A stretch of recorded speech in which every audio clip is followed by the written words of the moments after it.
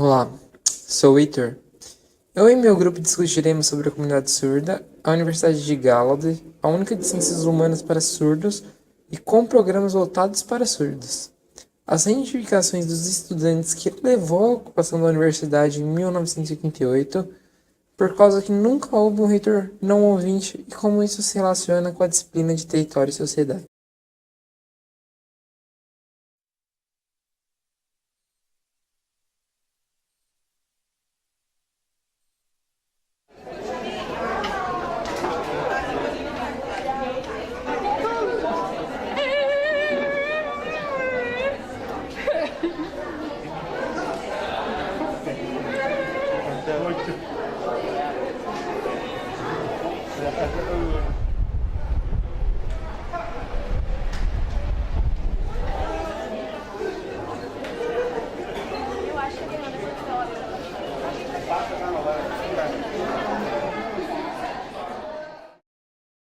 O surdo é uma pessoa que capta o mundo através do olhar, portanto os pormenores como a cor, a forma e outros são extremamente importantes e distintos das pessoas ouvintes que captam o mundo muito também através da audição.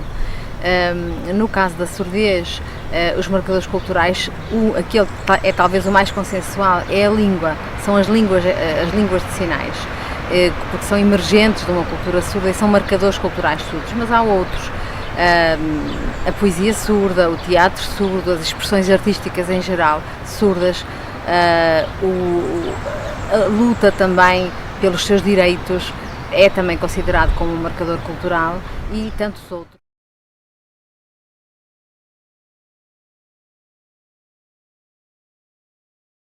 A problemática quanto à identificação do surdo se deve ao fato de que os ouvintes falantes consideram a surdez como patologia. O surdo é percebido como um membro incapacitado da sociedade. A dificuldade que ele tem está relacionada às interações sociais, no âmbito da língua e na identificação cultural e territorial. A linguagem de sinais, a ASL, se caracteriza pela homogeneização social e cultural. A revolução que aconteceu em Gallaudet em 1988 envolve um movimento de resgate à cultura e à identidade surda. O movimento de resistência ele aconteceu a partir da necessidade que os surdos tinham de encontrar elementos de aproximação deles como uma comunidade. Eles precisavam de um lugar, uma representação onde pudessem compartilhar a língua e elementos culturais comuns deles. Ou seja, eles precisavam se identificar como unidade. Durante a Revolução de 1988, os surdos reafirmaram sua cultura por meio do contato e da aproximação nas manifestações que ocorreram no campus. Pode-se dizer que a construção da identidade de uma nação acontece por meio da língua utilizada por este povo. A língua não é apenas um canal de transmissão de informação, mas, sobretudo, é um instrumento de unificação. Em vários momentos da história, podemos notar essa união, muitas vezes pela imposição da língua. Por esse motivo, a linguagem americana de sinais era considerada imprópria e inglês de sinais era utilizado em seu lugar. Quando essa barreira foi transposta, quando os linguistas legitimaram a língua de sinais, foi permitido o início de um movimento em direção à identidade surda e ao orgulho surdo. Os surdos tomaram consciência da sua identidade linguística e, a partir disto, os artistas puderam divulgar a sua cultura, a sua identidade, por meio da sua própria língua, e assim reafirmaram o sentimento surdo de possuir uma comunidade e uma cultura mundiais.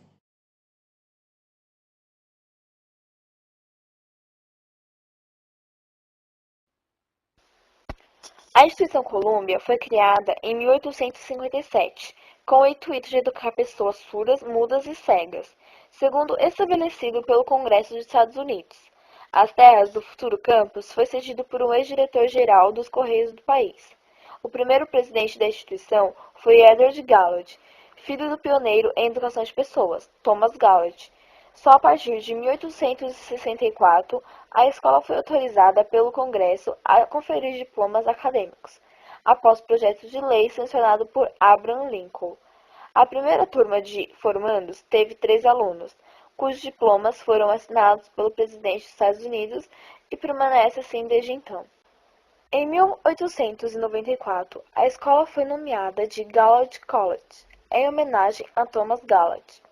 No ano de 1954, Gallaudet deu um grande passo quando foi licenciado pelo Congresso e passou a receber verbas federais permanentes.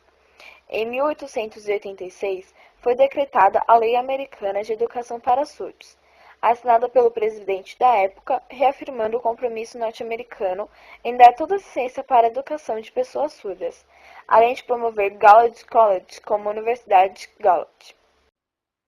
A Universidade de Gallaudet conta com cerca de 1.100 alunos de graduação e 400 de pós-graduação, que são completamente surdos ou que possuem alguma deficiência auditiva. A língua oficial da universidade é a linguagem americana de sinais. Gallaudet é mais que uma universidade que propõe formar profissionais qualificados para atuar no mercado, mas também visa promover na sociedade um reconhecimento de que os deficientes auditivos e sua comunicação por meio da linguagem de sinais são recursos significativos à cognição, criatividade e à cultura do homem. A universidade ultrapassa a barreira da educação e torna-se um território idealista dos surdos que lá convivem. Existe uma população diversificada de surdos, de homossexuais, negros e latinos. Existe também oportunidades nos esportes, pois a universidade possui times de futebol, basquetebol, rugby, além de outras modalidades. Os estudantes da universidade se orgulham de defender ativamente os interesses dos demais surdos. Uma das causas mais marcantes na história de Gallaudet foi indicar um representante surdo na liderança da faculdade como presidente. Em 1988, quando foi anunciada a escolha de um presidente não surdo pela 7ª vez, em disputa com outros 2 surdos, houve uma organização de discentes, docentes e funcionários em uma onda de protestos, fechando a universidade por vários dias. Os manifestantes defendiam um presidente surdo que melhor representasse a universidade e que o presidente eleito renunciasse. O protesto foi nomeado como presidente surdo agora e elegeu Kingan Jordan como o 8º presidente de Gallaudet, permanecendo no cargo até 2006.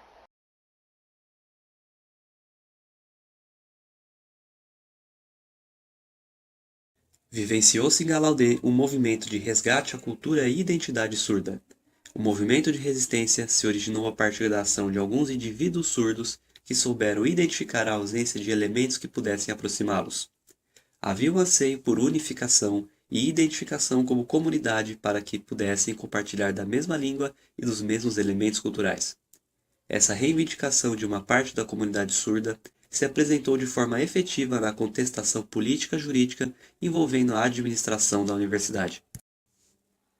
Nas palavras de Rogério Hesbert, o território na perspectiva idealista-culturalista prioriza a dimensão simbólico-cultural, mais subjetiva, em que o território é visto sobretudo como um produto da apropriação e valorização simbólica de um grupo sobre seu espaço. Ainda na mesma obra, Hesbert toma como exemplo uma comunidade indígena, que, segundo o autor, constrói seu território como área controlada para usufruto de seus recursos naturais, além de referências espaciais que fazem parte da vida dos índios como elementos indissociáveis na criação e recriação de mitos e símbolos, podendo mesmo ser responsáveis pela própria definição do grupo enquanto tal.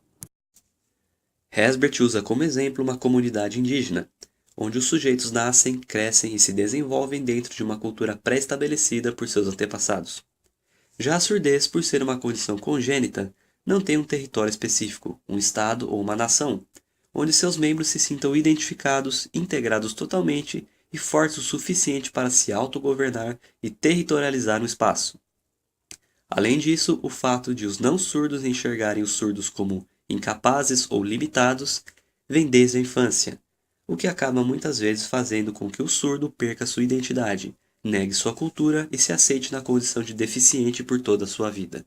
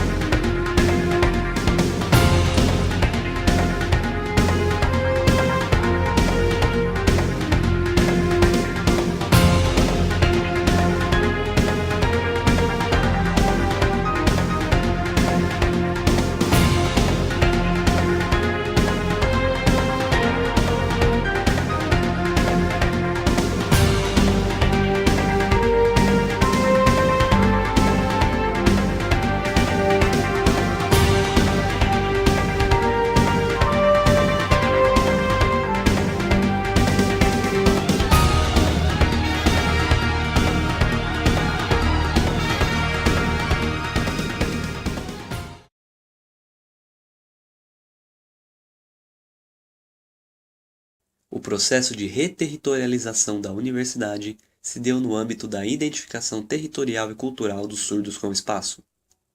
A questão cultural explícita foi o principal cerne da discussão e negociação dos detentores do poder jurídico-político da ordem vigente e os alunos. Crescia o sentimento entre os alunos de pertencimento à causa, à medida que o movimento ia se organizando e tomando forma definida. A organização em comunidade foi crucial para a adesão cada vez maior dos envolvidos. Instituiu-se durante a revolta um sentimento de poder autônomo, aquele que emana da coletividade, com todos os membros em igualdade efetiva de condições no processo decisório. Esse tipo de poder tem como características a solidariedade, comunidade e igualdade, e é radicalmente democrático. Tem como objetivo unir os pares comuns à adesão de uma causa.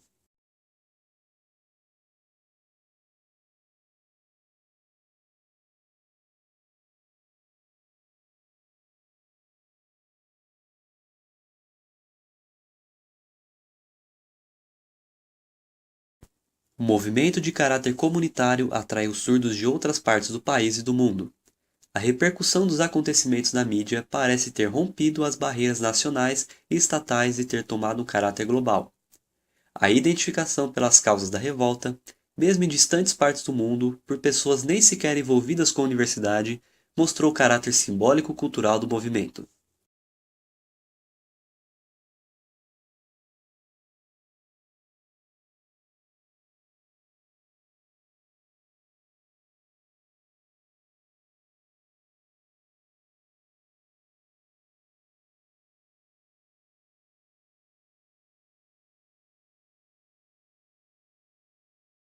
O que se pode definir hoje como atividade política busca desenvolver uma perspectiva geral sobre a força de reivindicação de um grupo por qualquer questão comum a todos os seus integrantes. Essa reivindicação será feita para a sua autoridade, que rege e regulamenta o determinado território, e ela é traduzida pelo direito de domínio, uma manifestação concreta e empírica do poderio. O fator decisivo para o conceito jurídico-político de uma afirmação social é, para Max Weber, composto pela vontade que se orienta significativamente em função de um agrupamento territorial. Além do que, essa deve ser satisfeita por um fim que só possui sentido se possuir o agrupamento por motivação. Do ponto de vista social, fica claramente definido que a linguagem de sinais é utilizada e é comum a um determinado grupo de pessoas, ou seja, uma comunidade. Essas características têm validação e valor social intrínsecos que permitem a autonomia do grupo que as usa. O desenvolvimento da linguagem não é algo particular e se dá pela multiplicidade de interlocutores que interpretam a mensagem. Se o indivíduo surdo for inserido apenas em uma comunidade de ouvintes, onde ninguém é capaz de traduzir qualquer mensagem para ele, seu desenvolvimento cognitivo será muito baixo, pois não haverá a apresentação dos sentidos e a decodificação de tudo ao seu redor. Diversos ouvintes, leigos ou partidários da incorporação do surdo na comunidade ouvinte acham que a formação da comunidade surda trata-se de um isolamento deste grupo. Já para um surdo, essas comunidades, escolas, universidades e grupos significa exatamente o contrário. É nesses locais que eles podem se encontrar, usar sua própria língua, compartilhar desejos, problemas, conquistas, e é um lugar de compreender e ser compreendido.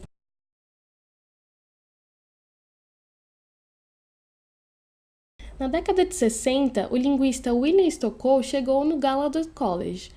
Ele aprofundou seus estudos em relação à linguagem americana de sinais, descobrindo que essa forma de comunicação se adequava a todas as regras que definem uma linguagem completa. Apesar de seu esforço para iniciar uma luta pela comunidade surda, nem mesmo a comunidade surda recepcionou bem suas ideias. Somente a partir da repercussão da ASL e uma posterior repressão do uso dessa língua é que a comunidade surda se fortaleceu em busca de representação e da importância da sua cultura, e todo o movimento toma uma função política na sociedade.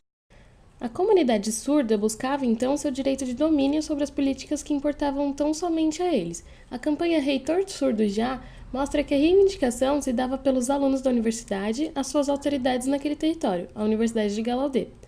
Essa era a vontade que se direcionava em função do agrupamento territorial, a busca de um superintendente surdo que os representasse da forma desejada. Os alunos se organizaram em uma passeata até o Capitólio e o movimento ganhou cerca de 2.500 pessoas em apoio à causa, ligados por um único sentimento. Por todo o período anterior à Revolução de 1988, foi notável que os surdos foram passivos em relação às decisões sobre eles, aceitando qualquer tratamento que esses administradores ouvintes lhes dispensavam. O movimento deixou então uma nova imagem da comunidade surda, uma ruptura com o passado, além de grandes mudanças administrativas, educacionais, sociais e psicológicas. O que mais ficou claro foi a mudança de postura dos estudantes em relação a eles próprios, um senso de prazer, justificação, de confiança e dignidade.